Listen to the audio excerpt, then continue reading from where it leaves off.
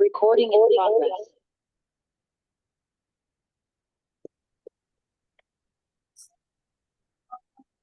Recording in progress.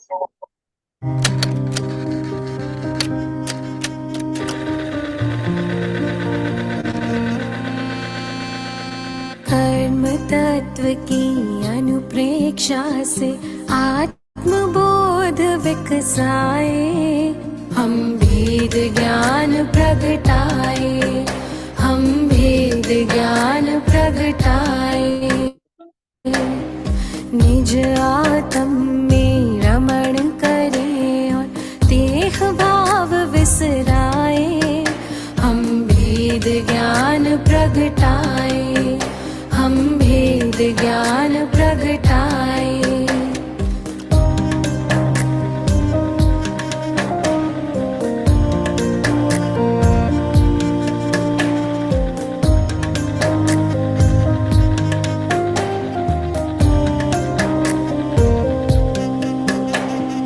कर्म भिन्न है चेतन क्षीर नीर की भांति, तप का ताप लगे तो बिखरे सोने से ज्यों माटी।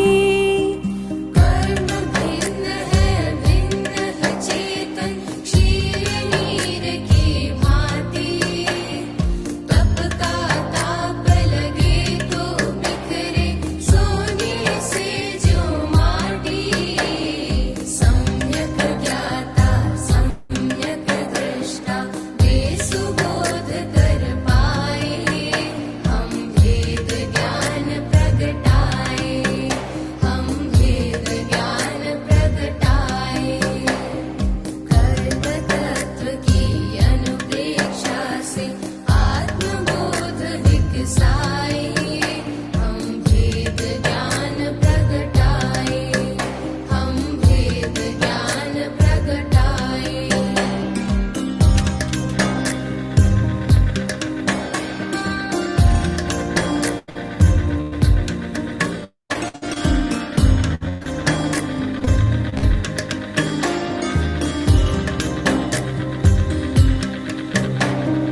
पुण्य भी पत्कल पाप भी पत्कल, कर्म भेद ये सारे, बंधते अरु सत्ता में रहते फल दे न्यारे न्यारे।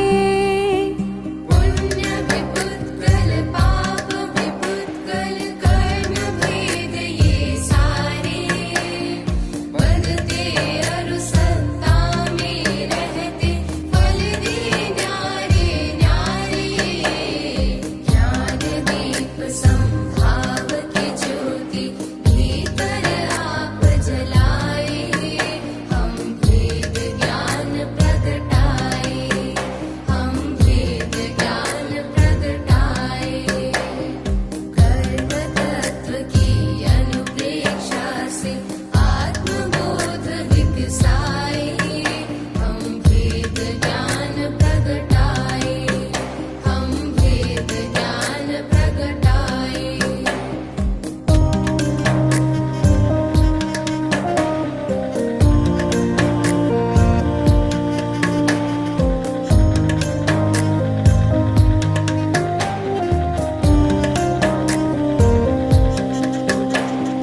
राग द्वेष और मोह तमस का आत्मदेव पर डेरा, कर्म प्रज्ञप्ति को तुम जानो होगा शीघ्र सवेरा। राग द्वेष और मोह तमस का 17 लोगों ने ज्वाइन कर लिया। कर्म प्रज्ञप्ति को तुम जानो होगा शीघ्र सवेरा। सिंह सत्व के शाश्वत स्वामी शाश्वत धाम को पाए, हम भेद ज्ञान प्रगटाए, हम भेद ज्ञान प्रगटाए। कर्म तत्व की अनुप्रेक्षा से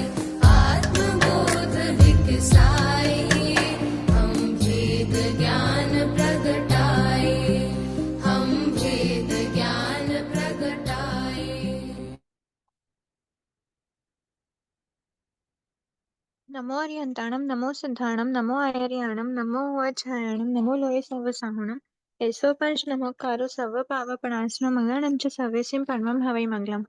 अहो आचार्य भगवान, अहो उपाध्याय भगवान, आप श्री जी ज्ञान के महासागर हैं। आप हमें अप्रत्यक्ष अनुज्ञा पूर्वक आशीर्वाद प्रदान करें, जिससे हम इस अपूर्व ज्ञान को ग्रहण धारण एवं वितरण करने में समर्थ बने। आप श्री जी की महती कृपा होगी। जय जिनेन्द्र। जय जय।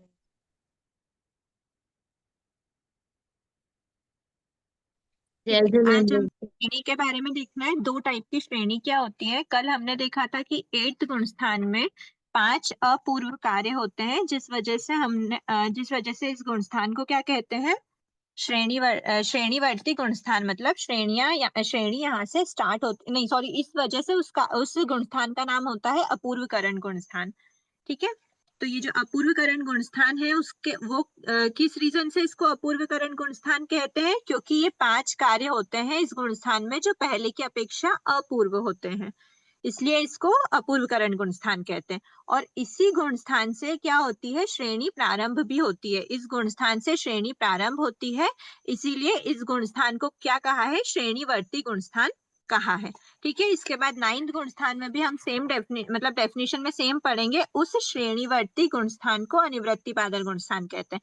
मतलब ये 9th वाला भी क्या है, श्रेणीवर्ती गुणस्थान है, मतलब श्रेणी वाला। यहाँ से श्रेणी 8th गुणस्थान से ही स्टार्ट हो जाती।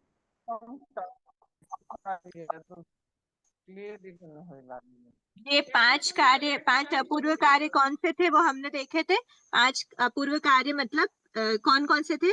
स्थितिघात मतलब जो ऑलरेडी सत्तागत कर्म है उनकी स्थिति को क्या करना, कम करना, वो होता है स्थितिघात। अनुभावघात मतलब जो, प्लीज म्यूट कीजिए, जो अगर डिस्टरबेंस है तो म्यूट कीजिए, नहीं तो आप अनम्यूट रख सकते हैं आंसर देना है तो। अनुभावघात सत्तागत कर्मों के अनुभाव को कम करना, अनुभावघात होता है। स्थितिबंध न्यू कोई विशेष कार्य नहीं हुआ है यहाँ पर स्थितिबंध जो यहाँ पर जो स्थितिबंध हुआ है वो विशेष है। ये कार्य भले ही विशेष ना हुआ, वो वाला स्थितिबंध विशेष है। तो वो किस प्रकार विशेष है, तो जैसे ही गुणस्थान में प्रवेश करते हैं अपूर्वकरण गुणस्थान में, वैसे ही फर्स्ट समय से लेकर अंतर्मुहूर्त काल तक सेम स्थिति का बंध होता है, समान स्थिति का बंध होता है। वो स्थिति कितनी होती है, पूर्व वाले से, मतलब उससे पहले अभी तक जो बांधा था वो पूर्व से पल्योपम का संखेतम भाग PSB, ठीक है, पल्योपम का संखेतम भाग माइनस करते हैं, न्यून संखेतम भाग न्यून स्थिति का बंध करते हैं। फिर उसके बाद नेक्स्ट अंतर्मुहूर्त, सेकेंड अंतर्मुहूर्त में, मतलब फर्स्ट स्थितिबंध जब आता है तो सेकेंड स्थितिबंध में जो अभी जो हमारे फर्स्ट स्थितिबंध में जितना था स्थिति का बंध हो रहा था, उस स्थिति से वापस माइनस PSB, मतलब पल्योपम का संखेतम भाग न्यून स्थिति का बंध करता है। सेकेंड स्थितिबंध के फर्स्ट समय से लेकर अंतर्मुहूर्त काल तक वही स्थितिबंध होता रहता है। फिर वैसे ऐसे करते करते एक एक स्थितिबंध में PSB माइनस होता रहता है, पल्योपम का संखेतम भाग। इस प्रकार का जो स्थितिबंध होता है, ऐसे हजारों स्थितिबंध क्या होते हैं, इस अपूर्वकरण गुणस्थान में होते हैं। फिर आता है चौथा कार्य, गुण श्रेणी। गुण श्रेणी मतलब अपवर्तना के द्वारा। तो यहाँ पर हमने अपवर्तना क्या समझा था, कि हम क्या करते हैं, अपवर्तना एक ऐसा कार्य है आत्मा के द्वारा किया जाता है जिसमें कर्म प्रदेश जो है उन कर्म प्रदेशों की स्थिति को और अनुभाव को भी कम करा जाता है। स्थिति घात भी होता है, अनुभाव घात भी होता है। 21 में अपवर्तना में, मतलब अपवर्तना का क्या अर्थ हुआ, कि हमारी आत्मा द्वारा जब अपवर्तना की प्रोसेस होती है उस समय पर हमारी आत्मा के द्वारा क्या होता है, स्थिति बंध और अनुभाव बंध, मतलब स्थिति घात और अनुभाव घात किया जाता है। इसका मतलब क्या हुआ, कि ऑलरेडी जो हमारी स्थिति कर्मों की, सत्तागत कर्मों की जो स्थिति थी, उस स्थिति को हम स्थिति घात तो कर ही रहे हैं, है ना। तो वो स्थिति घात और अनुभाव घात की प्रोसेस को हम अपवर्तना बोल सकते हैं। ठीक है, ये हुआ अपवर्तना। इस अपवर्तना में जो स्थिति घात और अनुभाव घात हम कर रहे थे, सत्तागत कर्मों की स्थिति और अनुभाव को कम कर रहे थे, वो अपूर्वकरण के द्वारा जो ये स्थिति घात और अनुभाव घात किया गया, इन घातीमान कर्म प्रदेशों को क्या करते हैं हम, जो बाद में जो उदय में आने वाले थे उन सभी को हम पहले मतलब ले आते हैं, इस प्रकार से हम जमाते हैं उससे, मतलब असंख्य गुणाकार रूप से उसका मल्टीपल मल्टीपल मल्टीपल असंख्य गुणाकार रूप से उसका हम इस टाइप से उसको नीचे वो स्थापित करना क्या होता है, गुण श्रेणी। फिर गुण संक्रमण क्या है, संक्रमण मतलब परिवर्तन। तो जो अबध्यमान अशुभ कर्म प्रकृति है उसको बध्यमान मतलब जो ऑलरेडी बंध रही है इस समय पर, उन वाली सजातीय प्रकृति। मतलब देखो यहाँ पर बध्यमान और अबध्यमान वर्ड जो है ना, वो पहले से मतलब पहले बंध रही हो भले ही, लेकिन वो ये जो बध्यमान और अबध्यमान जो वर्ड है वो कौन सी प्रकृति में संक्रमण होता है, कौन सी प्रकृति का, सिर्फ ये बताने के लिए बध्यमान और अबध्यमान वर्ड यूज किया गया है। कौन सी प्रकृति मतलब उस गुण स्थान में अगर ये प्रकृति बंधती है तो वो बध्यमान प्रकृति हो गई, और जो उस गुण स्थान में नहीं बंधती वो अबध्यमान प्रकृति हो गई। ऐसी अबध्यमान अशुभ प्रकृति का क्या करते हैं, संक्रमण करते हैं। किसमें करते हैं, तो बध्यमान जो उस गुण स्थान में बंधती है उस वाली प्रकृति में। अभी बंध रही है नहीं बंध रही है, वैसे तो बंधती ही है, मतलब बंध ही रही होगी जिस समय पे गुण संक्रमण होता है, पर हमारी बात क्या है, बध्यमान मतलब जो बंधने योग्य है, जो उस गुण स्थान में बंधती है, बंध रही है। और जो नहीं बंध रही वैसी अशुभ कर्म की प्रकृति जो ऑलरेडी है स्टॉक में, जिसका हम स्थिति घात और अनुभाव घात कर रहे हैं, मतलब जो हाँ ऑलरेडी जो स्टॉक में है, तो वो वाली अबध्यमान अशुभ प्रकृति को बध्यमान सजातीय प्रकृति में क्या करना, संक्रमण करना। वो भी संक्रमण कैसा होता है, असंख्य मल्टीपल टाइम्स होता है। गुण वाले जो वर्ड है यहाँ पे वो गुणाकार वर्ड है, गुण मल्टीपल वाला। ठीक है, तो असंख्य गुण मल्टीपल में उसका क्या होता है, संक्रमण होता है। ठीक है, फिर एक यहाँ पर आप एक और उदाहरण बता सकते हैं क्या दीदी, सजाती का कोई उदाहरण देकर? सजाति के उदाहरण, सात वेदनी और सात वेदनी, हमने सजाति वर्ड बहुत बार डिस्कस कर चुके हैं। हम संक्रमण जो हमने संक्रमण देखा था, संक्रमण द्वारा जिनका क्षय संभव नहीं है, पुद्गल विपाकिनी सॉरी भव विपाकिनी प्रकृतियों में हमने देखा था। सजातीय वर्ड क्या होता है, मिलते जुलते जो है, जैसे कि वेद है, हास्य षट का अलग हो गया, और वेद जो 3 प्रकार के वेद होते हैं, स्त्री वेद, पुरुष वेद, नपुंसक वेद, वो सजातीय प्रकृति है। उसके अलावा फिर अगर हम बात करते हैं कि कषाय हैं, तो कषाय आपस में सजातीय प्रकृति हो गई। और उसके बाद फिर गोत्र कर्म है, गति है, गति को आप आनुपूर्वी मतलब गति, जैसे नरक गति है तो नरक गति का एकेंद्रीय जाति में आप संक्रमण नहीं कर सकते, नरक गति का तिर्यंज गति, मनुष्य गति या देव गति में ही संक्रमण होगा। ऐसे जो होती हैं गति 4 है, गति 4 के अंदर के चारों भेद सजाति प्रकृति हो गई। मतलब नरक गति के लिए सजाति प्रकृति कौन सी होगी, तिर्यंज गति, मनुष्य गति, देव गति। और एकेंद्रीय जाति के लिए सजाति प्रकृति कौन सी होगी, द्विंद्री, त्रिंद्री, चतुरिंद्री, पंचेंद्री। इसी प्रकार नीच गोत्र के लिए सजाति प्रकृति कौन सी होगी, उच्च गोत्र होगी। तो जैसे नीच गोत्र का यहाँ पर 8 गुण स्थान में बंध नहीं होता, तो जो अशुभ प्रकृति होनी चाहिए, अबध्यमान प्लस अशुभ भी होना चाहिए। तो नीच गोत्र क्या है, अशुभ प्रकृति है और अबध्यमान है, तो नीच गोत्र का संक्रमण किसमें होगा, उच्च गोत्र। उच्च गोत्र बंध रही होती है तो उच्च गोत्र बध्यमान सजाति प्रकृति में ही उसका संक्रमण होगा। नीच गोत्र का संक्रमण नरगति, नरगति तो नहीं, बध्यमान क्या और दूसरी ले सकते हैं, ज्ञानावर्णी ले लेते हैं। ज्ञानावर्णी में नीच गोत्र का होगा क्या, नहीं होगा। क्यों, क्योंकि नीच गोत्र की सजाति प्रकृति क्या है, उच्च गोत्र। उच्च गोत्र में ही उसका संक्रमण होगा। ठीक है, रति में रति हो सकते हैं ना दीदी, रति का अरति होगा, रति का संक्रमण, अरति संक्रमण। किसका संक्रमण होगा, जैसे आप अभी बोले ना, वेदनी में 7 वेदनी और असात वेदनी का। हाँ, आप बताइए संक्रमण किसका होगा दोनों प्रकृतियों में से जिनका आप नाम ले रहे हैं। नहीं नहीं, रति से अरति, अरति से रति, ऐसा हो सकता है क्या? रति से अरति नहीं होगा, रति शुभ प्रकृति है। अच्छा, शुभ से अशुभ नहीं जा सकते, अशुभ यहाँ पर बोल रहे हैं ना, अशुभ हटेगा, हाँ हाँ, संक्रमण अशुभ हटेगा, शुभ संक्रमण में होता कन्वर्ट है, होगा। संक्रमण होता है, पर इस गुण संक्रमण में जो प्रोसेस हो रही है 8 गुण स्थान में, उसमें नहीं होगा। संक्रमण तो हो सकता है आपस में एक दूसरे का, रति का अरति, अरति का रति, ऐसे संक्रमण हो सकता है। जैसे नरक गति, अगर आपका एट प्रेजेंट किसका है, मनुष्य गति का उदय चल रहा है, तो आपके नरक गति, तिर्यंज गति और देव गति तीनों का संक्रमण हो रहा होगा। नरक गति अशुभ प्रकृति है, देव गति शुभ प्रकृति है, संक्रमण तो अशुभ का शुभ में किसी भी तरह से हो सकता है। पर यहाँ पर जो गुण संक्रमण की बात कर रहे हैं 8 गुण स्थान में, उसमें ओनली अशुभ प्रकृति, वो भी अबद्धिमान होनी चाहिए। मतलब जैसे ज्ञानावर्णी कर्म क्या है, अशुभ प्रकृति है, लेकिन भले ही अशुभ प्रकृति है लेकिन ज्ञानावर्णी का संक्रमण नहीं होगा। क्यों? क्योंकि वो अबद्धिमान नहीं है, 8 गुण स्थान में उसका बंध हो रहा होता है। तो वो बताना चाह रहे हैं कि अबद्धिमान भी होना चाहिए, दूसरा पॉइंट अशुभ भी होना चाहिए, और उसका संक्रमण किस में होगा, तो वो बद्धिमान होना चाहिए और सजातीय होना चाहिए। ये 2 पॉइंट्स इसमें आते हैं। ठीक है, अब हम श्रेणी स्टार्ट करते हैं। यहाँ पर एक टिप्पणी में एक और लाइन दी हुई है, श्रेणी में काल न करने वाले जीवों की अपेक्षा से यह कथन किया गया। इसका मतलब क्या है, कौन सा कथन की बात है, श्रेणी अवरोहण श्रेणी आरोहण। ठीक है, तो ये जो श्रेणी अवरोहण और श्रेणी आरोहण है ना, देखो श्रेणी अवरोहण में क्या देखा था हमने कि एक क्रम पूर्वक वो क्या करता है, श्रेणी चढ़ता है। जैसे कि 7th गुण स्थान के बाद 8th में आता है, फिर 9th में आता है, फिर 10th में आता है, फिर 11th में आता है, इस या 11th में आता है, या फिर 10th से डायरेक्ट 12th में आता है। ठीक है, तो ये क्या होता है, आरोहण, श्रेणी का आरोहण। और अवरोहण कैसा होता है, अवरोहण होता है 11th 10th फिर 9 फिर 8 फिर 7, ये होता है श्रेणी का अवरोहण, है ना। तो ये जो श्रेणी का आरोहण और अवरोहण है, ये क्या है, क्रम पूर्वक है। तो क्रम पूर्वक होने का क्या अर्थ हुआ कि इसके बाद इसमें ही आएगा, इसके बाद इसमें आएगा, इसके बाद इसमें और इसके बाद इसमें, ऐसा डायरेक्ट इधर का इधर पे जंप नहीं होता। ये क्रम पूर्वक जो उतरने और क्रम पूर्वक चढ़ने की जो बात करी जा रही है, वो श्रेणी में काल न करने वालों की अपेक्षा है। इसका क्या मतलब हुआ कि जब भी ये जो गुणस्थान है,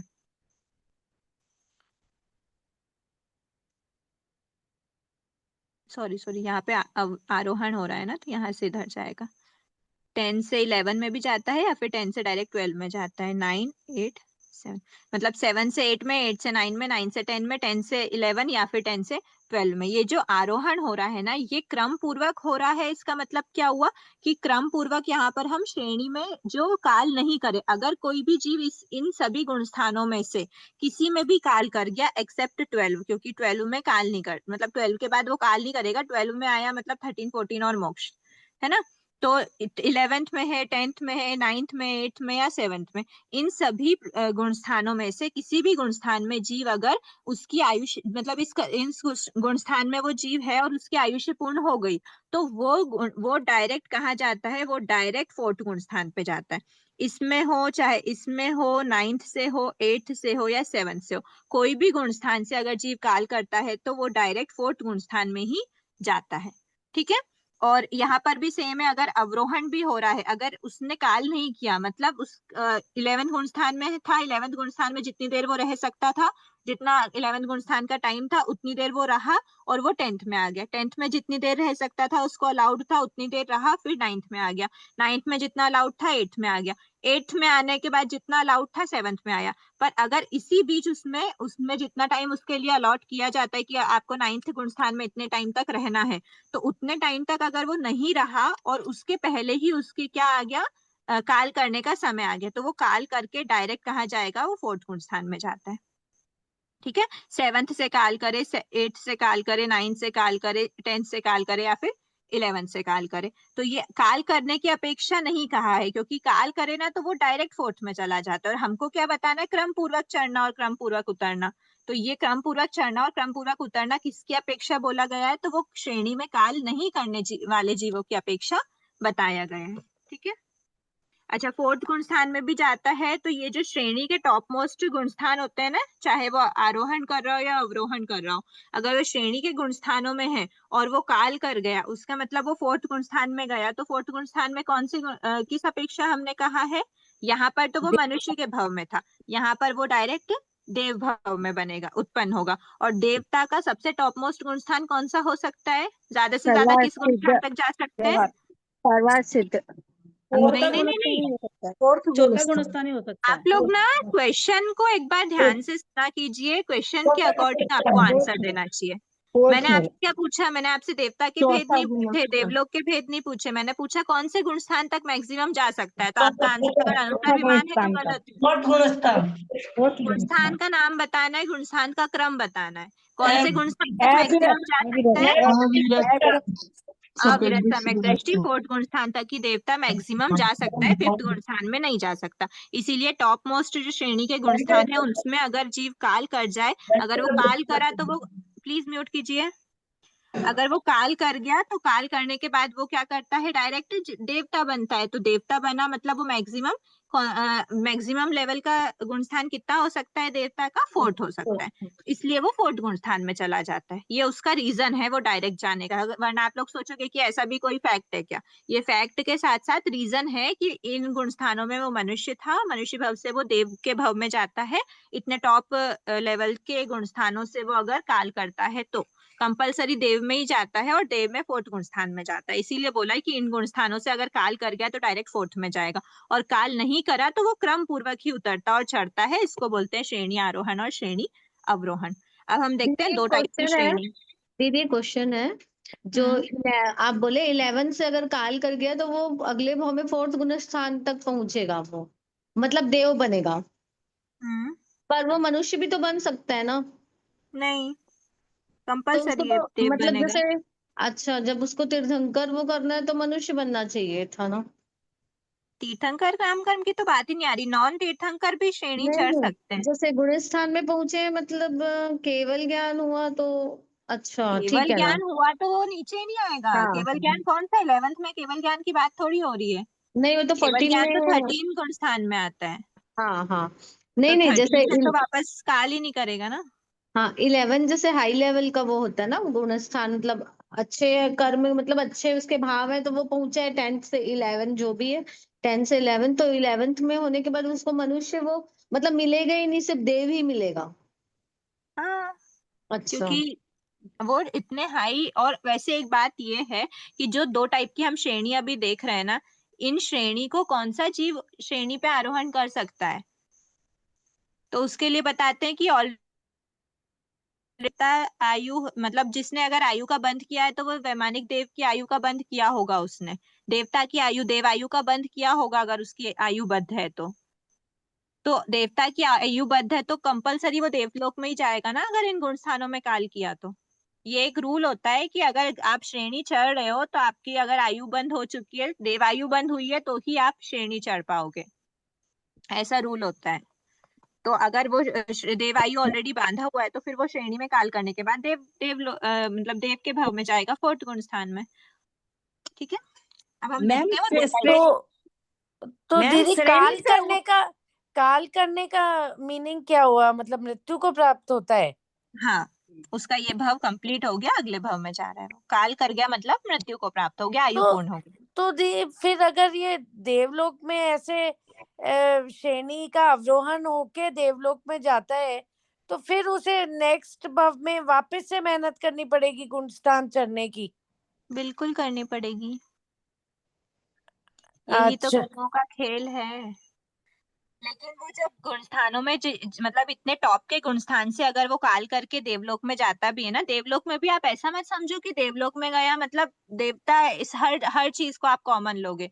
देव आयु को हर को कॉमन ले लोगे, देवलोक को कॉमन ले लोगे। देवलोक में भी बहुत हाई लेवल के भी होते हैं और बहुत लो लेवल के भी होते हैं। जैसे यहाँ पे मनुष्य भाव मिलने के बाद भी कितने हाई लेवल के होते हैं, साधु साध्वी हैं या फिर उच्च श्रावक श्राविकाएं हैं, या फिर कितने टॉप मोस्ट लेवल के भी जीव होते हैं। इनफैक्ट मिथ्या दृष्टि जीव भी मनुष्य भाव में हमको मिल जाएंगे।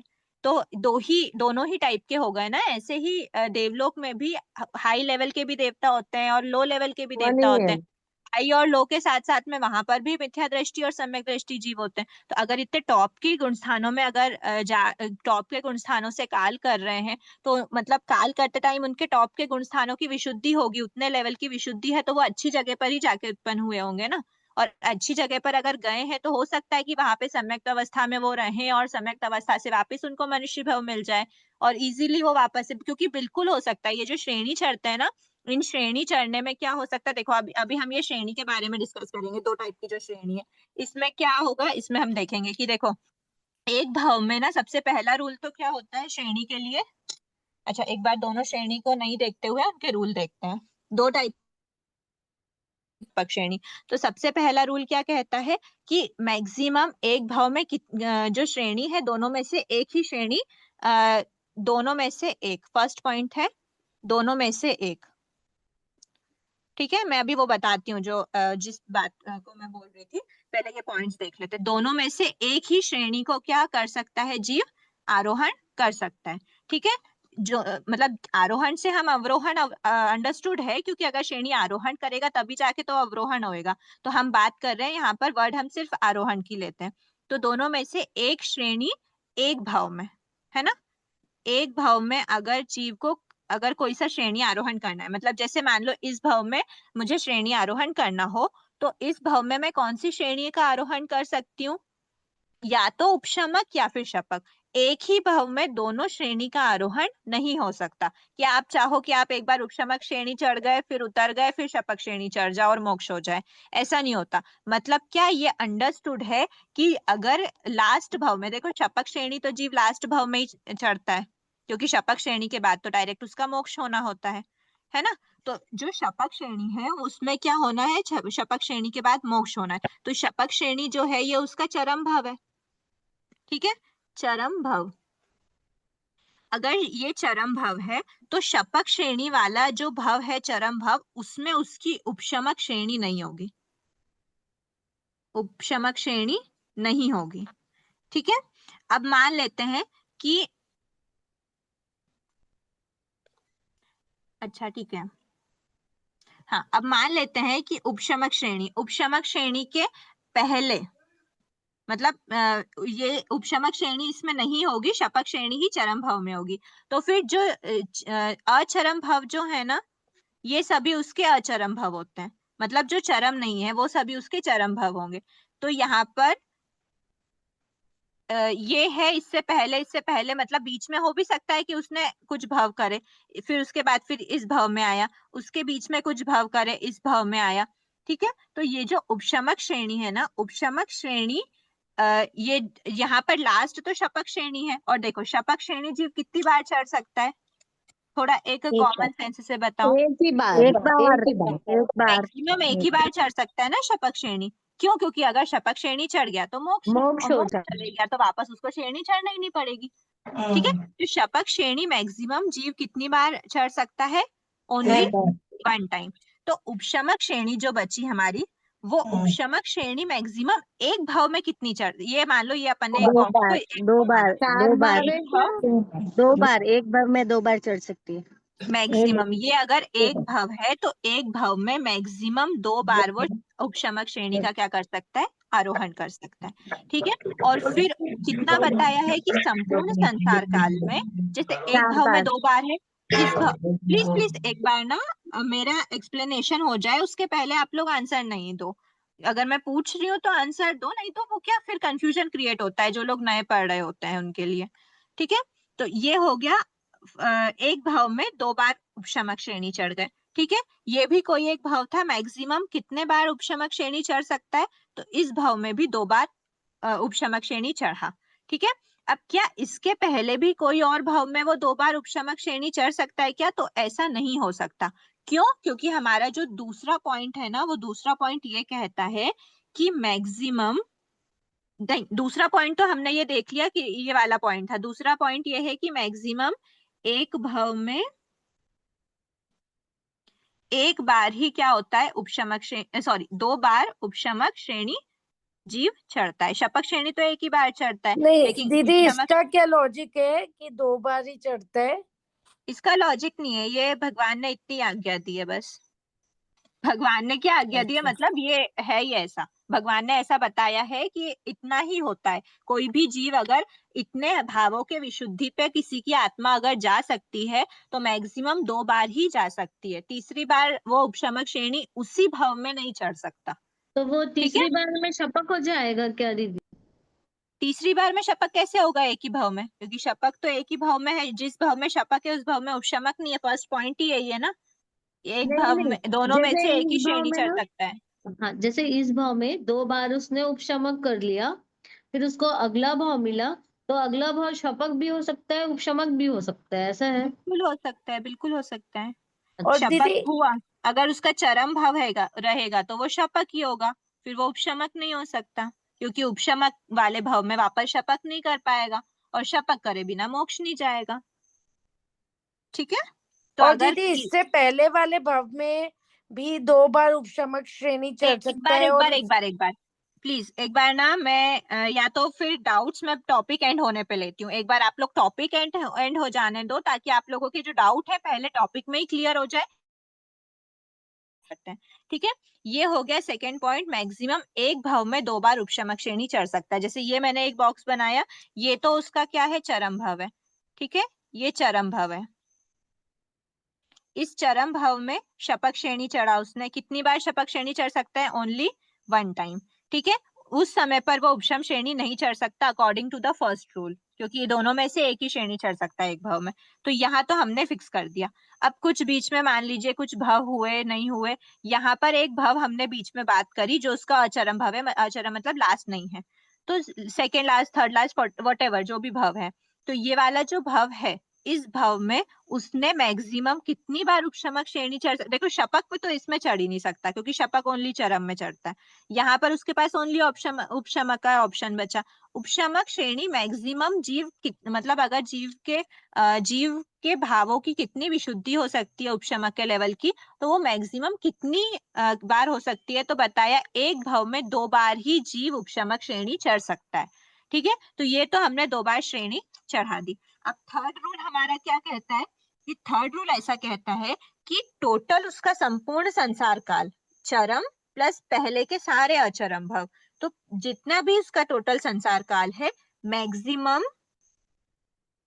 3 बार ही क्या कर सकता है, वो श्रेणी पर आरोहण कर सकता है, ठीक है। मैक्सिमम 3 बार, ठीक है, 3 बार श्रेणी आरोहण है। और देखो 3 बार श्रेणी आरोहण है मतलब ये कितने भाव की बात कर रहा है, वो 3 भाव की ही बात कर रहा है। इसका भी एक बार अपन देखते हैं। मैक्सिमम 3 बार अगर श्रेणी आरोहण कर सकता है, तो देखो 3 बार मैक्सिमम हो सकता है, इसका मतलब क्या हुआ, एक लास्ट वाला तो हम अलॉट कर देते हैं शपथ के लिए, बचे हुए 2 में वो उपशमक कर सकता है, उपशमक कर सकता है पूरे संसार। 3 बार मतलब 3 भाव की बात की गई ना, एग्जैक्ट हम 3 भाव ही लिख देते हैं यहाँ पर। संपूर्ण संसार काल में मैक्सिमम 3 भाव में ही वो क्या कर सकता है, श्रेणी आरोहण कर सकता है। 3 भाव बोला है, 3 बार नहीं बोला, ठीक है। मैक्सिमम तो 5 बार कर सकता है वो। मैक्सिमम संपूर्ण संसार काल में 3 भाव में ही श्रेणी का आरोहण कर सकता है, तो 3 भाव में ही कर सकता है। लास्ट भाव तो उसका शपक श्रेणी वाला होगा, और बचे हुए 2 भाव में वो उपशमक श्रेणी का आरोहण कर सकता है, क्योंकि उपशमक श्रेणी मोर देन 1 टाइम कर सकते हैं। अच्छा, अब मोर देन 1 टाइम अगर कर सकते हैं, तो हमने बोला कि अगर एक ही भाव में, ये पहला भाव था, ये दूसरा भाव, मतलब ये लास्ट भाव है, ये एक और भाव है, ये तीसरा भाव है, तो ये जो 3 भाव है, इन तीनों भाव में श्रेणी आरोहण कर सकता है मैक्सिमम।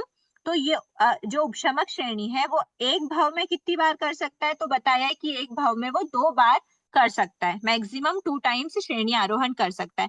तो मैं ऐसा मैक्सिमम पॉसिबिलिटी अगर हम देखते हैं, तो चरम भाव में तो उसने शपक श्रेणी एक बार चढ़ी, एक बार, है ना।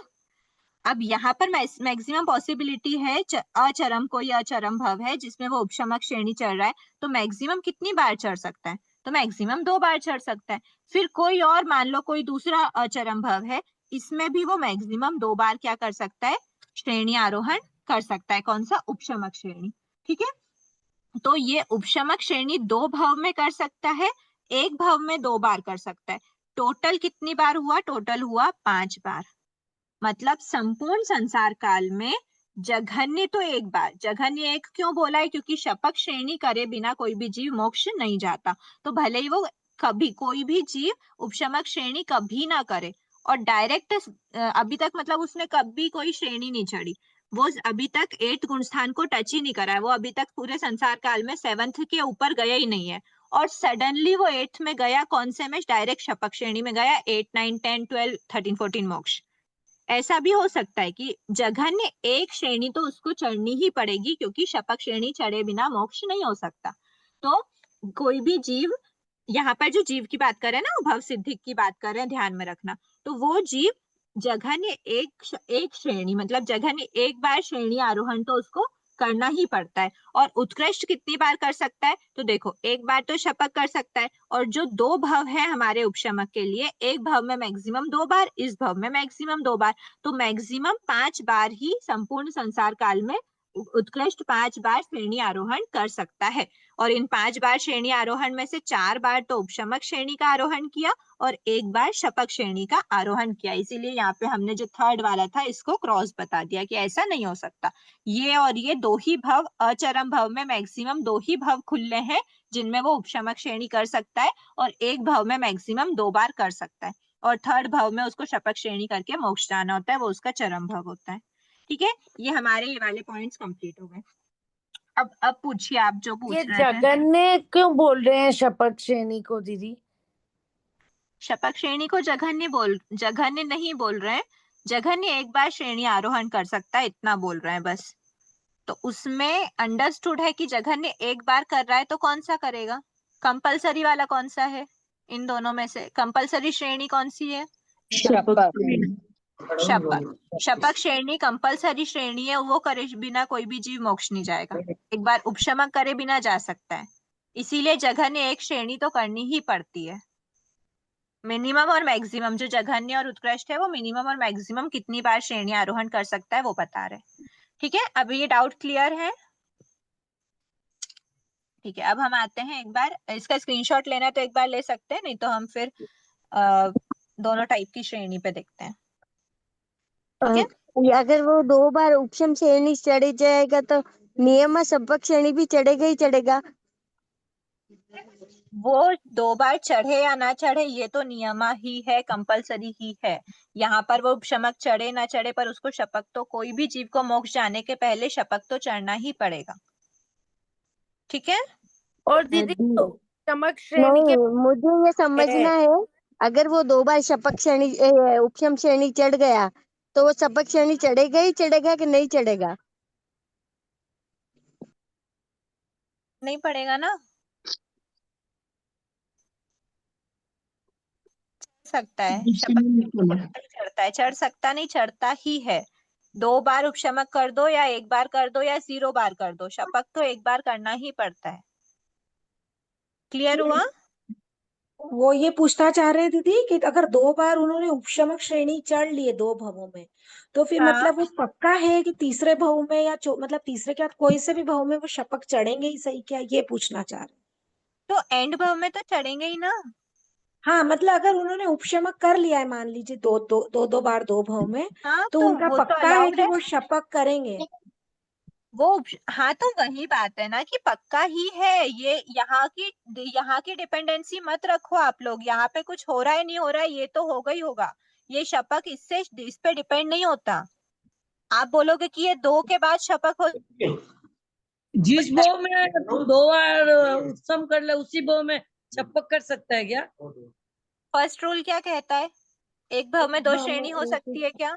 नहीं, नहीं हो सकती। तो जिस भव में उपशम कर लिया उसमें शपथ नहीं होगा। अच्छा, तो अगले बो में अगले भव में, अगले मतलब लास्ट भव में, जो भी उसका लास्ट भव होगा।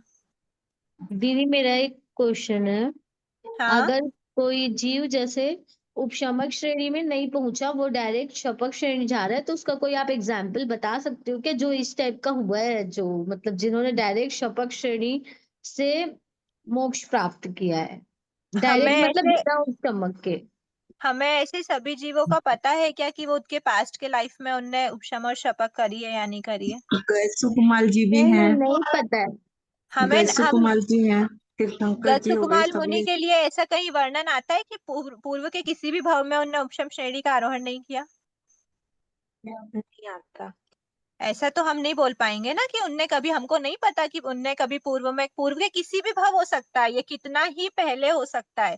अर्ध पुद्गल परावर्तन के अंदर अंदर ये तीनों चीजें होती है, लेकिन अर्ध काल है तो ये बहुत सारे पहले, मान लो ऐसा भी हो सकता है कि ये वाले जो दोनों पॉइंट्स हैं ये बहुत बहुत, क्या देखिए, आपका ना मेरे को आवाज क्लियर नहीं आ रही, डाउट क्या पूछ रहे हैं। देखो हम ना ऐसा कोई पर्टिकुलर एग्जाम्पल हम नहीं ले सकते, कोई जीव का वर्णन नहीं कर सकते कि इस जीव ने ऐसा किया होगा या नहीं। मतलब मेरे उपयोग में तो अभी बिल्कुल नहीं आ रहा है, ना मैंने कभी ऐसा कहीं सुना। पर हम गेस कर सकते हैं कि कौन सा जीव ऐसा हो सकता है जो उपशमक नहीं करा और डायरेक्ट शपथ पे आया हो। तो हम ऐसा गेस कर सकते हैं कि जो जीव अपने मोक्ष जाने के कुछ समय पहले ही जिसको समकित प्राप्त हुई हो, अनादिकाल से उसको समकित प्राप्त नहीं हुई थी, और उसके मोक्ष जाने के थोड़े समय पहले, कितने समय पहले, तो वो बताया है कि, प्लीज म्यूट कीजिए ना। तो वो बताया है कि जो जितना काल उसको शपथ श्रेणी आरोहण में लगेगा, जो उसका 12 का काल होता है, 13 का मतलब मिनिमम से मिनिमम काल पूरा 14, 13, 12, 10, 9, 8 और 7, और मतलब फर्स्ट से डायरेक्ट 7th में आ जाए, मानिए 6, पर फर्स्ट में था, अनादिकाल से वो फर्स्ट में था, 4th में आया, 7th में आया, और 8th में आया, 9th में आया, 10th में आया, 12th में आया, 13th में आया, 14th में आया। इन सभी का उनका गुण स्थानों का जो जघन्य काल है, उनको वो कम से कम टच उतने काल तक तो रहना ही पड़ेगा। तो उतने काल तक वो रहा और फिर वो मोक्ष गया। तो उसने उसके पहले कभी उसने समकित ही प्राप्त नहीं करी थी, तो फिर ये सारी बातें तो होती नहीं है। जब समकित प्राप्त करेगा उसके बाद ही तो ये सब प्रोसेस होना, मतलब अगर कोई जीव उपशमक श्रेणी चढ़ रहा है तो ऑफकोर्स उसको समकित मिली हुई है ना। तो अभी अनादिकाल से उस जीव को समकित मिली ही नहीं थी, और अब जाके वो डायरेक्ट उसको समकित मिली, और कुछ ही क्षणों में उतनी भावों की विशुद्धि इतनी इतनी इतनी हो गई कि उसको उसी भव में उसने शपथ श्रेणी का आरोहण कर लिया और मोक्ष चला गया। मतलब वो उसका लास्ट भव ही था। तो ऐसा जीव हम बोल सकते हैं कि ऐसे जीव ने कभी उपशमक श्रेणी का आरोहण किया ही नहीं होगा, सिर्फ डायरेक्ट उसको शपथ श्रेणी मिल गई। तो ऐसा, लेकिन कोई एक पर्टिकुलर एग्जाम्पल जीव का हम नहीं बोल सकते कि उसने अनादिकाल में उसके कितने सारे भव थे, देशन अर्धपुद्गल परावर्तन काल में, उन सभी भवों में क्या उसने कभी उपशमक श्रेणी करी या नहीं करी, ऐसा हम शायद बात अभी नहीं कर सकते। ठीक है, माता अब हम आते मरुदेवी हैं, जी का आता है ना वर्णन, माता मरुदेवी जी का।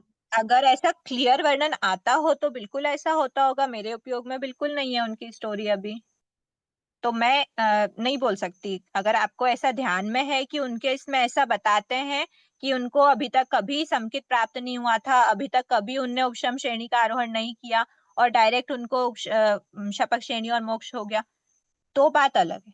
हाँ, इतना जरूर मैंने सुना है कि उसके तो पहले अनादिकाल शायद से उनने, मिथ्या दृष्टि, क्या, अनादिकाल से मिथ्या दृष्टि बोलते हैं कि अनादिकाल से मिथ्या दृष्टि है। मरुदेवी माता के भव के पहले, हाँ, वो मिथ्या अनादिकाल दृष्टि से मिथ्या बोलते हैं। दृष्टि मानते हैं ना। हाँ, तो अगर ऐसा कुछ है तो फिर बिल्कुल पक्की बात है कि हो सकता है कि वो डायरेक्ट उपशम करे बिना, मतलब वो एग्जाम्पल हो सकता है।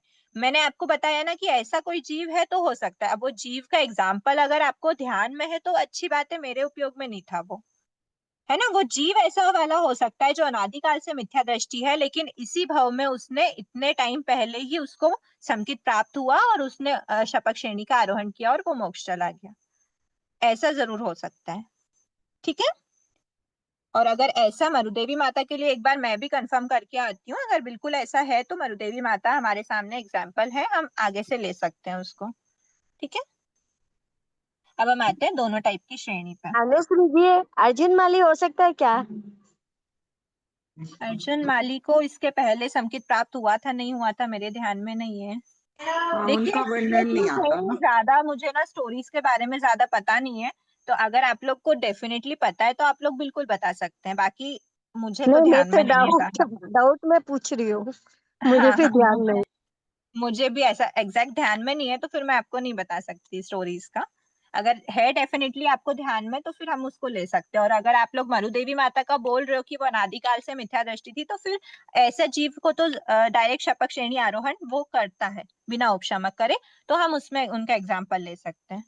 ठीक है, अब हम देखते हैं दो टाइप की श्रेणी।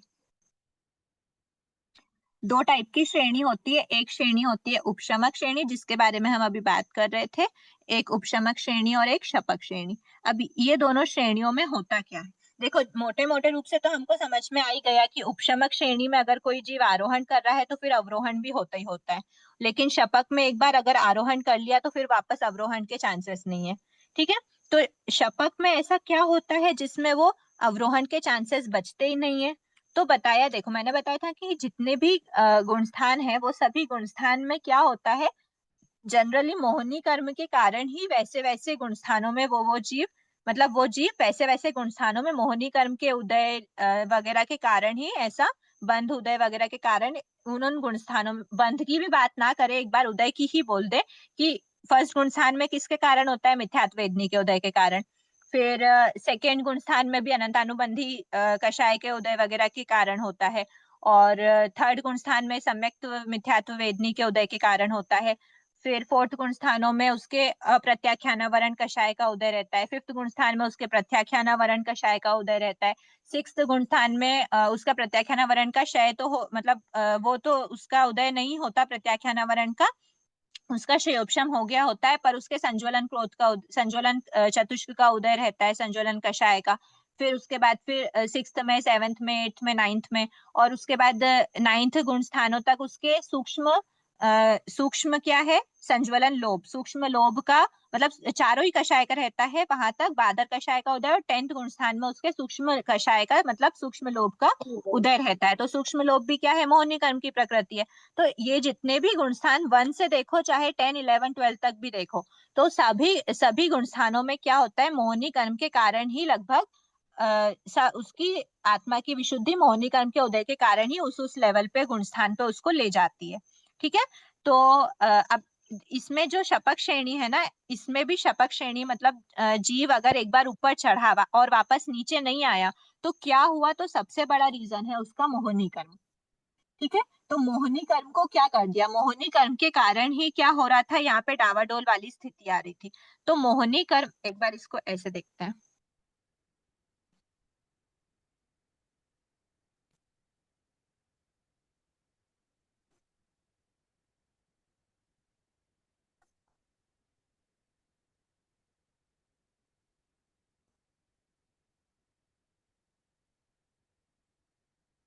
और यहाँ पर हम उसकी कैटेगरीज लेंगे। ठीक है। सबसे पहली कैटेगरी क्या है, मोहिनी कर्म की।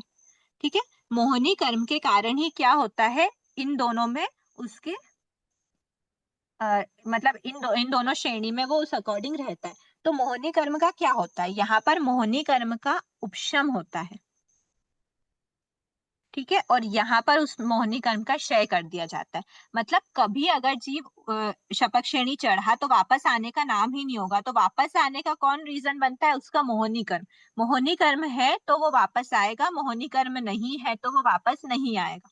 नहीं है मतलब आत्मा से टोटली क्या कर दिया गया, उसको निकाल दिया गया, आत्मा से टोटली बाहर निकाल दिया गया। मतलब क्या हुआ, क्षय।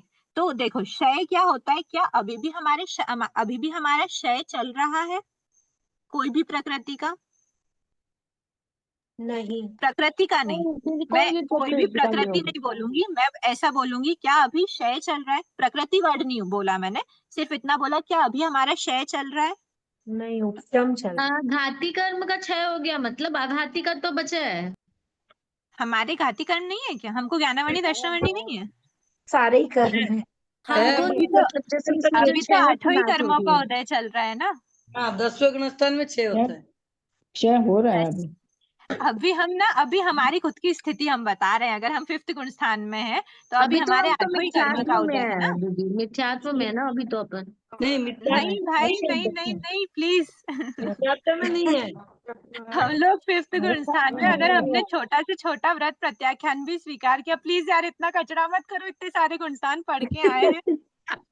हो रहा है दीदी। उपशम हो रहा है, अभी उपशम।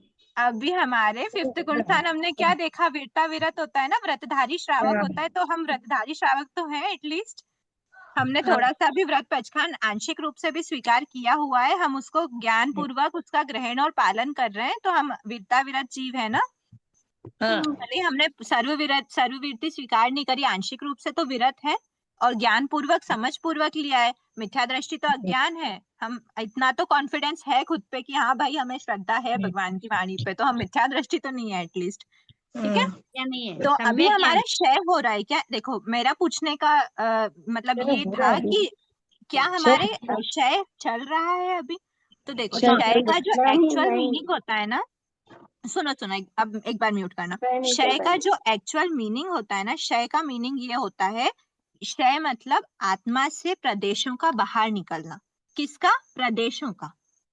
कर्म प्रदेशों का आत्मा से बाहर निकलना, आत्मा से अलग होना। उस पूरी प्रकृति के सभी कर्म प्रदेश आत्मा से बाहर निकल गए, मतलब उस पूरी प्रकृति का क्षय हो गया। पर अभी हमारे प्रकृति, कोई भी प्रकृति का क्षय नहीं हुआ, अभी हमारे 8 ही कर्म हमारे स्टॉक में है, लेकिन प्रदेश तो बाहर जा रहे हैं ना। ये सब हमारा क्षय ही तो हो रहा है, जो भी निर्जरा होती है, जो भी उदय होता है, ओवरऑल क्या है ये सब? आत्मा से प्रदेशों को बाहर भेज रहे हैं हम। हमारे आयु कर्म के हर समय प्रदेश बाहर निकल रहे हैं। ज्ञानावर्णी जो ऑलरेडी हमारे जो भी उदय में आ रहा है, जो भी कर्म हमारे, सबके प्रदेश बाहर निकल रहे हैं ना आत्मा से। तो एक तरह से तो वो क्षय है। क्षय वर्ड का एक्चुअल मीनिंग क्या होता है? देखो, कर्म प्रदेशों का आत्मा से अलग होना क्षय है, लेकिन पूरी प्रकृति के सभी कर्म प्रदेश आत्मा से बाहर हो गए क्या? टोटली। अब वापस उनका बंद होगा ही नहीं बिल्कुल भी, तो उसको बोलते हैं उस प्रकृति का क्षय होना, प्रदेशों का नहीं। उस पूरी प्रकृति, जो 148 प्रकृतियां हैं, उनमें से अगर किसी भी एक प्रकृति का आत्मा से, हर एक प्रदेश आत्मा से साफ हो चुका है, उसको बोलते हैं उस प्रकृति का क्षय। किसी कर्म प्रकृति के सभी प्रदेशों का आत्मा से अलग हो जाना ही उस प्रकृति का क्षय है। ठीक है? तो यहाँ पर क्षय, जिस क्षय की बात करी है, वो मोहनी कर्म की प्रकृतियों की बात करी गई है। मोहनी कर्म की सभी प्रकृति, मोहनी कर्म की 28 की 28 सारी की सारी प्रकृति क्या हो गई? एक भी प्रदेश आत्मा में उसका दिया, तो उसको बोलते हैं उस प्रकृति का क्षय होना। मतलब क्षय किसका हुआ है? तो मोहनी कर्म का। तो अब मोहनी कर्म का क्षय होता है ना, देखो, जब तक जीव श्रेणी में, श्रेणी कब से स्टार्ट होती है? 7 के बाद। 7 के बाद मतलब 7 से स्टार्ट नहीं होती, 7 के बाद जब जीव 8 में आता है, 8th 9th वगैरह को हम श्रेणीवर्ती गुणस्थान बोलते हैं, है ना। तो जब 8 से गुणस्थान क्या होता है? श्रेणीवर्ती गुणस्थान स्टार्ट होता है। तो जब जीव 8th 9th 10th में आता है ना, तब तक ऑलरेडी उसके मोहनी कर्म की बहुत सारी प्रकृतियों को क्या कर दिया होता है? उसने श्रेणी चढ़ने के पहले ही उसने क्षय कर दिया होता है। कौन सी प्रकृति उसके पास बचती है? तो ओनली एंड ओनली प्रज्वलन, लोभ। नहीं नहीं नहीं, 21 प्रकृति बचती है। तो 21 कौन जो प्रकृति है ना, वो किसकी होती है? वो चारित्र मोहनी की प्रकृति होती है। 21 चारित्र मोहनी की प्रकृति का क्या करता है? जीव क्षय करता है। ठीक है? तो उसका मतलब क्या हुआ? 21 प्रकृतियों के जो क्षय की बात हम कर रहे हैं, मतलब कितनी माइनस करी हम लोगों ने? टोटल 28 होती हैं प्रकृतियां, तो हमने कितनी माइनस करी है? जो 21 बचा, 7 प्रकृति। तो 4 + 3 या फिर 3 + 4 बोल देते हैं। 3 + 4 मतलब 3 तो दर्शन वेदनी, दर्शन मोहनी की, सम्यक वेदनी, मिथ्यात्व वेदनी और सम्यक मिथ्यात्व वेदनी, और बाकी अनंतानुबंधी चतुष्क। अनंतानुबंधी चतुष्क का जो अनंतानुबंधी क्रोधमान माया लोभ, चारित्र मोहनी की 4 प्रकृतियां और दर्शन मोहनी की 3 प्रकृतियां, ऐसी 7 प्रकृतियों के बारे में हम बात नहीं कर रहे। इनका पहले ही जीव क्या कर देता है? इनको उड़ा देता है। पर उसके अलावा बात हम करते हैं 21 चारित्र मोहनी की प्रकृति। तो 21 प्रकृति कौन सी बची इनके अलावा? प्रत्याख्यान चतुष्क, प्रत्याख्यानावरण चतुष्क, संज्वलन चतुष्क और नौकरशाही। तो ये जो 21 चारित्र मोहनी की प्रकृति है ना, इन 21 प्रकृतियों का क्या करता है जीव? क्षय करता हुआ ऊपर बढ़ता है। 8 में 9 में, कुछ का क्षय 8 में करता है, कुछ का क्षय 9 में करता है, कुछ का क्षय 10 में करता है। ऐसे क्षय करते हुए मतलब उसका एक भी प्रदेश आत्मा में नहीं बचे, टोटल आत्मा से उसको बाहर निकाल दे। ऐसा करता हुआ जीव ऊपर ऊपर चढ़ता है, उसको बोलते हैं शपक श्रेणी। और इन 21 चारित्र मोहनी की प्रकृतियों का अगर जीव उपशम करता है, उपशम का क्या अर्थ हुआ? एक डेफिनिट काल, कौन सा? अंतर्मुहूर्त काल। अंतर्मुहूर्त काल तक के लिए क्या कर देता है जीव? उन सारी प्रकृतियों को उदय आदि के अयोग्य कर देता है।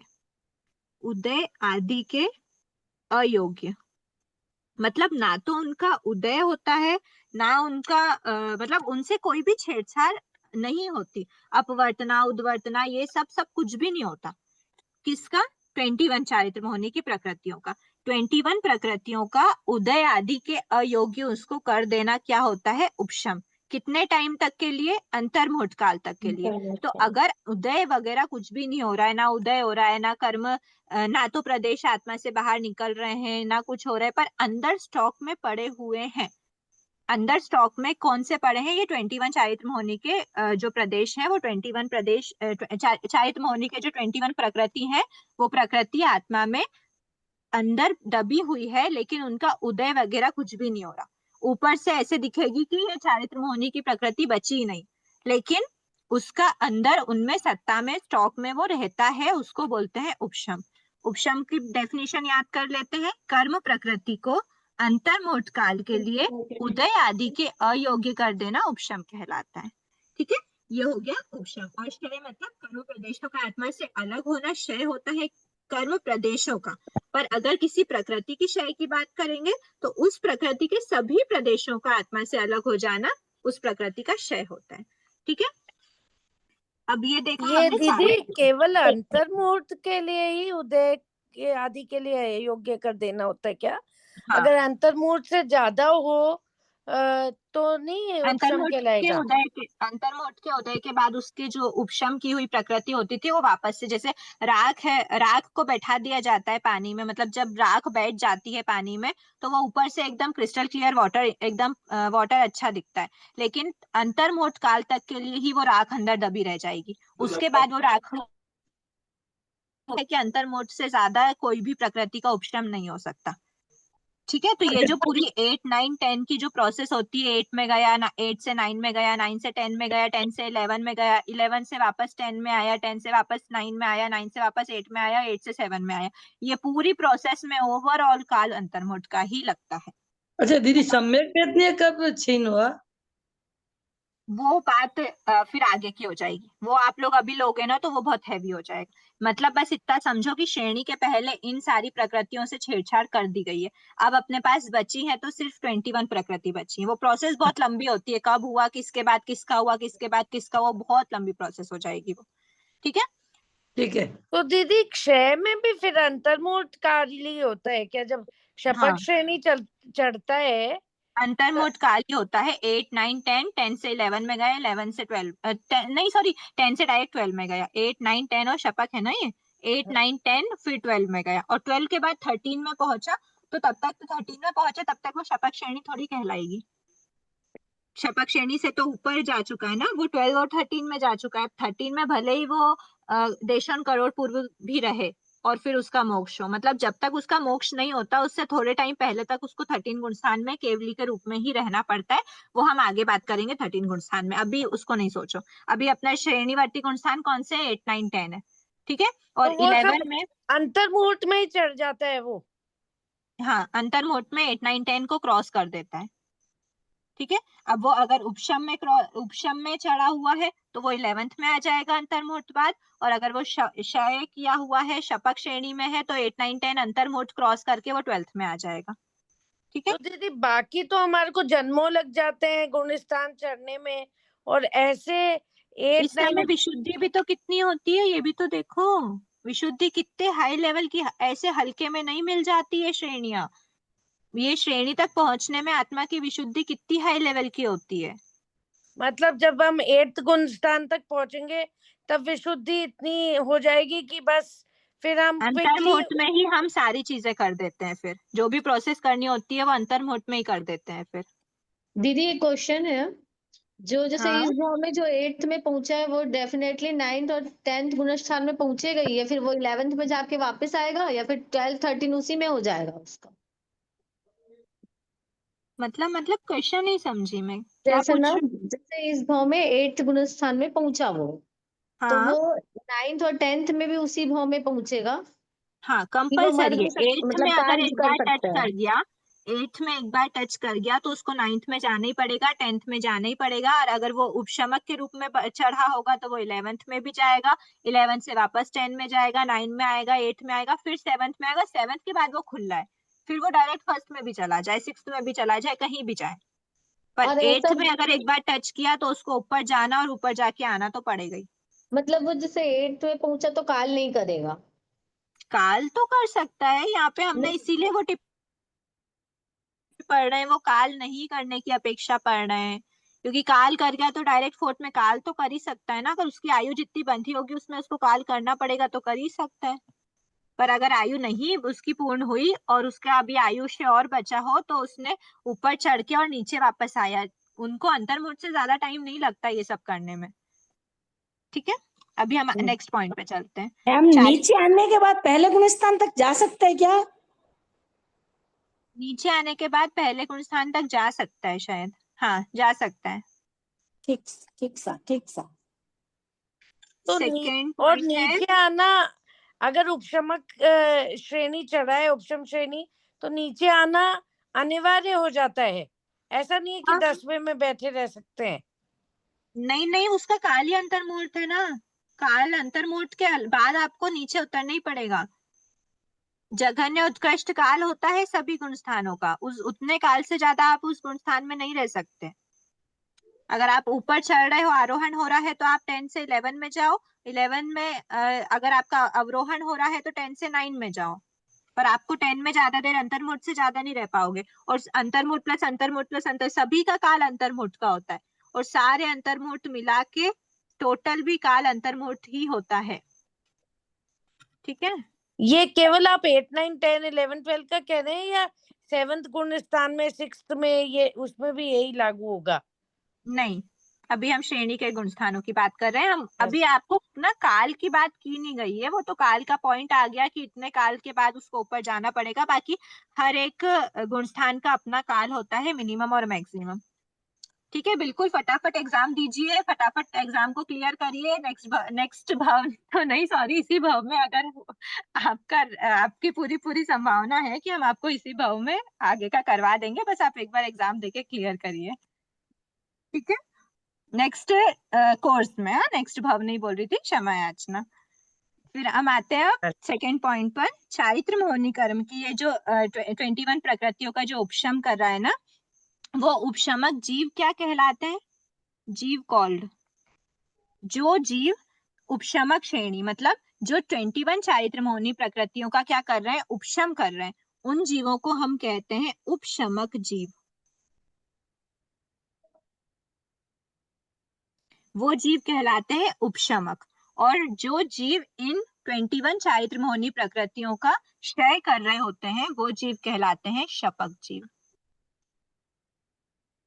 ठीक है, अब देखो ये जो उपशमक जीव कहलाता है ना, वो 8, 9 और 10 तीनों गुण स्थान का कहलाता है।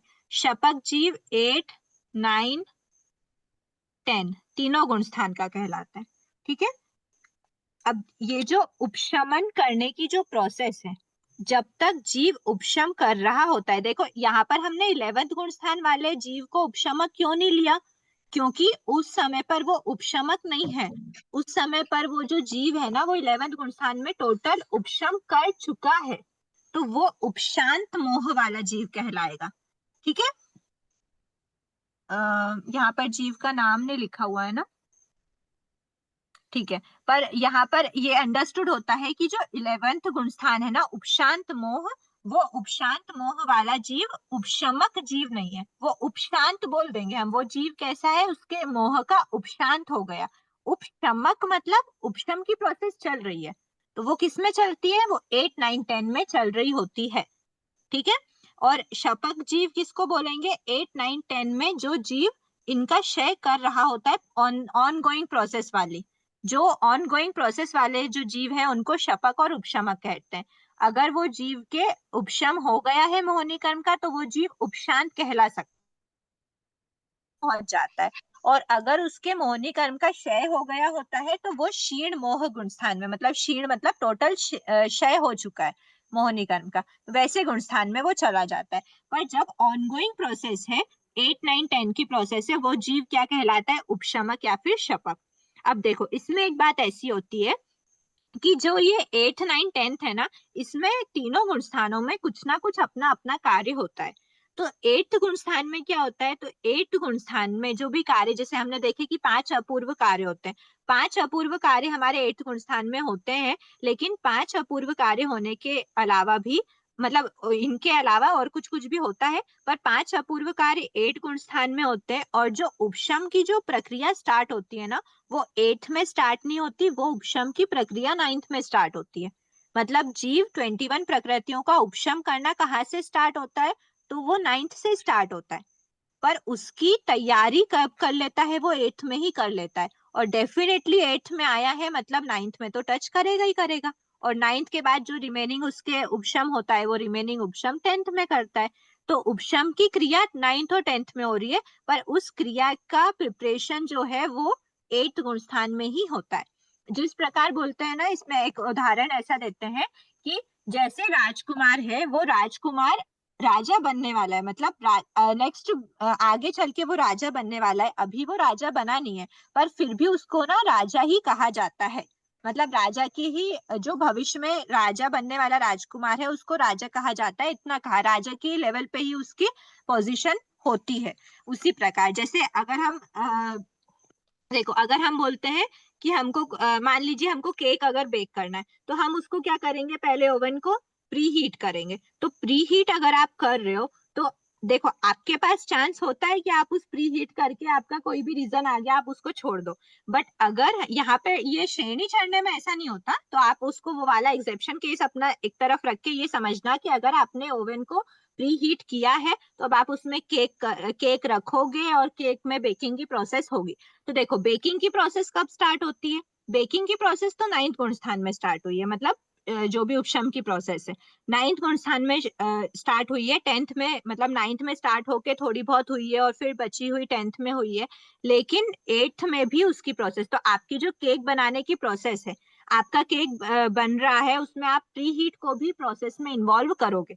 तो प्री हीट में जो भी प्रोसेसिंग हुई थी, उसको भी आप किस में मानोगे, आपकी केक बेकिंग की प्रोसेस में उसको इंक्लूड करोगे। वैसे ही जो जीव उपशम नहीं करते 8th और 9th में, सॉरी 9th और 10th में वो जीव उपशम करते हैं, 8th में उपशम नहीं करते, पर वो उपशम के एक प्री प्रिपरेशन तो कर ही देते हैं। इसीलिए 8 गुण स्थान वाले जीव को भी उपशमक जीव कहा है। और 8th में जाने के बाद कंपलसरी 9th में तो जाता ही जाता है, और 9th से 10th में कंपलसरी जाता है। इसीलिए ये वाला पॉइंट कहा है कि यद्यपि 8वें गुण स्थान में जीव चारित्र में होने की किसी भी प्रकृति का उपशम नहीं करता, तथापि जिस प्रकार भविष्य में राजा बनने वाले राजकुमार 8वें गुण स्थानवर्ती जीव को भी उपशमक कहा है, वैसे ही शपथ के लिए भी कहा है कि यद्यपि 8वें गुण स्थान में जीव चारित्र में होने की किसी भी प्रकृति को क्षय नहीं करता, यद्यपि भविष्य में राजा बनने वाले राजकुमार को राजा कहा जाता है, इसी प्रकार 8वें गुण स्थानवर्ती जीव को भी शपथ कहा जाता है। ठीक है, तो आज हम ये पॉइंट्स को इतना ही रखते हैं, फिर आगे ठीक है, आगे बाद में डिस्कस करने के भाव रखते हैं, क्योंकि ये टाइम लगेगा थोड़ा सा सब लेने में। ठीक है, तो आज हमने 2 ही पॉइंट्स हो पाए, तो आज इतना ही रखते हैं। नेक्स्ट क्लास में अगर आप लोगों की अनुकूलता हो तो हम मंडे थर्सडे को भी क्लास कंटिन्यू कर सकते हैं क्या, क्योंकि अभी हमारे पास टाइम कम बचा है और हम लोग को पोल्स के क्वेश्चन भी डिस्कस करने हैं, प्लस अगर एक बार वापस से कोई भी रिविजन का रहा तो वो भी करना रहेगा टॉपिक। कर जी सकते हैं दीदी, दीदी। कर सकते हैं। कर सकते हैं दीदी। ठीक है, हाँ, तो हाँ। हमारे वीक में जो 4 डेज चल रही थी वो 6 डेज चल जाएगी। टेस्ट कर देंगे। सेम चलेगा टाइम ही दीदी, रहेगा, चलेगा। मंडे और थर्सडे को हम लोग रिवीजन रख सकते हैं एक बार, है ना, जी, क्योंकि जी, अभी चलेगा हमारा दीदी। ये भी बचा हुआ है थोड़ा सा, और फिर उसके बाद फिर लगभग 2 वीक मान के चले हम लोग। रिवीजन होता रहेगा। अच्छा। दीदी ये परिशिष्ट विभाग भी आएगा क्या एग्जाम में? नहीं, परिशिष्ट नहीं आएगा। अच्छा, और दीदी थर्सडे को टेस्ट का है या थर्सडे को रिवीजन ही चलेगा? हाँ, एक बार ना भाव तो यही है कि आप लोग का एक बार 8-9 का टेस्ट हो जाए, ताकि फिर उसके नेक्स्ट वीक में 10 का भी हो जाए। और अगर आप लोग की अनुकूलता रहे तो 10th का भी इसी थर्सडे लेना है, या फिर ओनली 8 और 9 का लेना है। 8 और 9 दीदी, 8 10th और पर 9 ज्यादा में हो थोड़े डाउट्स हैं। 8 और 9 का ही लो दीदी। 8 ठीक और है, 9 का दीदी। एक बार 8 और 9 का इस थर्सडे को रख लेते हैं, और फिर सेकेंड थर्सडे में हम लोग 10 और 11 का रख लेंगे, जी दीदी। उसके नेक्स्ट वाले थर्सडे। तब तक आपकी एक बार अच्छे से प्रिपरेशन हो भी जाएगी और पोल्स के क्वेश्चन भी डिस्कस हो जाएंगे, है ना। दीदी 8 हेलो 9 जय के श्री दीदी, पंचमी के दिन मत रखना, पंचमी जो ज्ञान पांचवी उस दिन नहीं रखना। जो एग्जाम भी लेंगे ना आप, पंचमी के दिन, अष्टमी के दिन, पक्के के दिन मत लेना। हाँ, ठीक है, ध्यान में रखेंगे वो पंचमी, जैसे भी। अष्टमी और पक्के के दिन मत लेना, तो क्योंकि उस दिन ज्यादा मोबाइल यूज नहीं करते हैं ना, और हमारा मिस हो जाता है। अरे ठीक है पंचमी के सब। दिन तो वो है ना, पंचमी के दिन तो सोमवार है। एक बार प्लीज, पंचमी तो सोमवार की है। जैसा भी होता है एक बार अगर आप लोग की क्लास मिस भी हो जाती है तो आप रिकॉर्डिंग से एटलीस्ट एक क्लास तो देख ही सकते हैं, क्योंकि हाँ बहुत से लोग ऐसे हैं जो लाइव क्लास अटेंड नहीं कर पा रहे हैं, उनका टाइम एडजस्ट नहीं हो पा रहा, वो लोग भी रिकॉर्डिंग से ही काम चला रहे हैं। तो एटलीस्ट एक क्लास तो हमारी क्या, एक क्लास में बहुत सारा कवर हो जाता है, तो किसी एक दो स्टूडेंट्स के लिए हम क्लास मिस नहीं कर सकते, है ना। हाँ। अभी हम क्लास एंड करते हैं, टाइम हो रहा है। अहो आचार्य भगवान, अहो उपाध्याय भगवान, आपकी कृपा से जो ज्ञान हमने सीखा है वह ज्ञान हमारे भीतर विनय की अभिवृद्धि करे, सहनशीलता का विकास करे, सरलता को बढ़ाए, हम निष्प्रिय बने, अनासक्त बने, पांचों इंद्रियों पर विजय प्राप्त करें, शीघ्र ही परम वितरागता को प्राप्त करें। हमसे हुई अविनय साधना के लिए क्षमा करें। आप सभी से भी क्षमा याचना। क्षमा। क्षमा करना। मरुदेवी माता को नहीं मानना चाहिए। मरुदेवी माता को डाउट्स मिथ्या के नहीं लिए मानना। जो पूछ रहे हैं ना आप चैट में, तो आपको डाउट्स का मतलब क्लास में डिस्कशन चाहिए या फिर पर्सनल पे, अगर आपकी कोई पर्सनल डाउट है तो आप पर्सनल व्हाट्सएप कर सकते हैं वॉइस मैं चैट अब में। जब थोड़ा सा मिथ्यात्व मतलब नहीं एक्चुअली मानना क्लियर ही चाहिए। नहीं हो पा रहा है 8th 9th। मिथ्यात्व एट्थ नहीं नाइन्थ होना चैप्टर क्लियर नहीं हो पा रहा, तो मतलब पूरा चैप्टर ही क्लियर नहीं हो पा रहा है या फिर कुछ नहीं, कुछ कुछ डाउट है। पॉइंट्स है दीदी, मैंने ऐसे कुछ पॉइंट्स पे टिक कर रखे हैं, अगर आपको जब समय की अनुकूलता हो या अलग एक से बार आप हम जब। लोग एक बार हम लोग कोशिश करते हैं मंडे की क्लास में ये चैप्टर शायद कंप्लीट हो जाए, अगर हो जाता है तो हाँ शायद संभावना है मंडे की क्लास में परसों ये चैप्टर कंप्लीट हो जाएगा। फिर ट्यूसडे से हम एक बार जो आप लोग के 8th और 9th के डाउट है पहले वो ले लेंगे, ताकि आप लोग थर्सडे की एग्जाम में अच्छे से जी फिर दीदी। 8th 9th के बार क्लियर हो जाएंगे, फिर हम लोग पोल्स के क्वेश्चन और बाकी टॉपिक्स ले लेंगे। ओके ठीक है, दीदी। मंडे को रात में ही होगी ना क्लास? ठीक है, मंडे जय जिनेन्द्र। को रात में ही होगी ना? हाँ क्लास रात में रहेगी।